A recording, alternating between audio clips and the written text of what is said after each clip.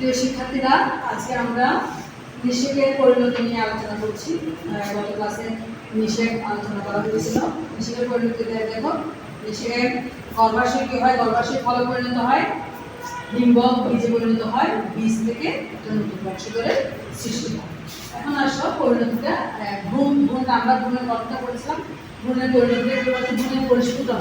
ভ্রূণের পরিস্ফুটনে কী বলা হয়? ভ্রূণের মধ্যে ভ্রূণ যখন শুকন এবং ডিম্বাণুর মধ্যে মিলন হয় তখন এটাকে বলা হয় নিষেক। নিষেক বলে জাইগোট সৃষ্টি হয়, জাইগোট থেকে শস্য সৃষ্টি হয়। শস্য সৃষ্টিটা কি? শস্যটা হচ্ছে সেকেন্ডারি নিউক্লিয়াস এবং শুক্রাণুর সাথে যখন ট্রিপ্লয়েড এন্ডোস্পার্ম সৃষ্টি হয় তখন এটা বৃদ্ধি এবং বিকাশের ফলে শস্য সৃষ্টি হয় এবং এরপরে সৃষ্টি হয় ফল। ফল সৃষ্টি হয় রূপান্তরিত গর্ভাশয় এবং গর্ভাশয় যা নিষেকের পর বিভাজিত হয়ে ফল পরিণত হয় এবং বীজ করতে হয়। ফল কিন্তু এতে বীজ থাকে, তাই না? নিষেকের পর বিভাজন এবং পরিবর্তনের মাধ্যমে ডিম্বকটা কিসে পরিণত হয়? বীজে পরিণত হয়। এখন আসো বীজ সৃষ্টির যে প্রক্রিয়াটা আমরা একটু দেখি কীভাবে একটা বীজ সৃষ্টি হয়। এখান থেকে দেখো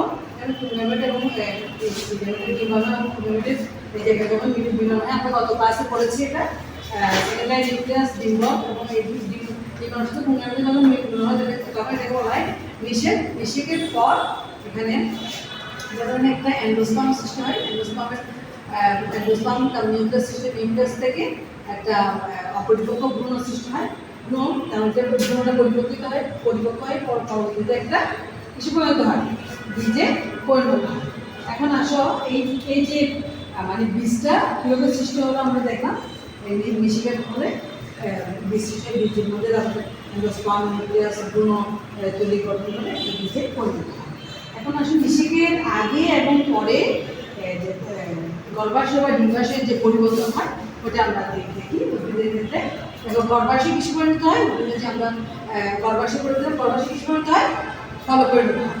আর গর্ভাশয়ের প্রাচীরটা ফলতল, প্রাচীর মানে ফলে যে উপরে আবরণ থাকে ওইটা তৈরি হয়, ফলতলটা তৈরি হয়। গর্ভাশয়ের প্রাচীর ফলতল পরিণত হয়, ডিম্বক কিছু পরিণত হয়, ডিম্বক পরিণত হয় বীজে। আর ডিম্বকের অন্ততকটা দ্বিতীয় তক্তা হয় বীজ অন্ততক, আর বাইরেরটা হচ্ছে বীজ বহিঃত্বকে পরিণত হয়। বীজের বহিঃত্বক এবং অন্ততক আছে এবং একটাকে বলা হয় বহিঃত্বকটাকে বলা হয় এক্সাইম, দ্বিতীয় তক্তাকে বলা হয় ইনটেক। এক্সাইম এবং ইনটেক করতে হয়, পরবর্তীতে গিয়ে নিউসেলাস কী হয়? পেরিস্পার্মে পরিণত হয়, ডিম্বাণু ভ্রূণ পরিণত হয়। আমরা যে ডিম্বাণু গঠন করেছি এটা আস্তে আস্তে পরিণত হয়।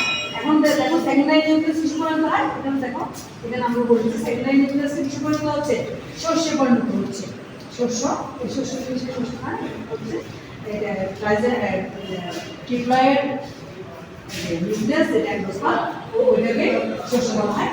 সহকারী কোষ নষ্ট হয়ে যায়, প্রতিপাদক কোষ যে সহকারী কোষটা মাঝখানে নষ্ট হয়ে যায়, প্রতিপাদক কোষ যেটা ডিম্বকের ডিম্বাণু ছিল ওগুলো নষ্ট হয়ে যায়। তারপর ডিম্বকতন্ত্র বীজতন্ত্রে পরিণত হয়, ডিম্বক নাভি বীজ নাভিতে পরিণত হয়, ডিম্বক নারী বীজ বিন্দু পরিণত হয় এবং ডিম্বক মূল বীজ মূল পরিণত হয়। বীজের সবসময় দেখবে বীজের মূলটা কী হয়ে যায়? নষ্ট হয়ে যায়। যখন একটা কাজ হতে বীজটা কী হয়ে যায়? বীজের মূলটা নষ্ট হয়ে যায়। এই হচ্ছে আমাদের নিষেকের পরিণতি। নিষেকটি কত ক্লাস আমরা নিষেক যে হলো একটা উদ্ভিদের মধ্যে আমরা নিষেকটা করেছি। নিষেকের পরে যে গর্ভাশয়ের যে পরিবর্তন, কী পরিবর্তন হচ্ছে, কীভাবে বীজ সৃষ্টি হচ্ছে একটা উদ্ভিদের, ওইটা আমরা দেখলাম। আগামী ক্লাস তোমাদের অযৌন প্রজননটা পড়ানো হবে, যে কলম, গুটি কলম, তারপরে কাঠি, এগুলো আমরা আগামী ক্লাসে একটু দেখবো।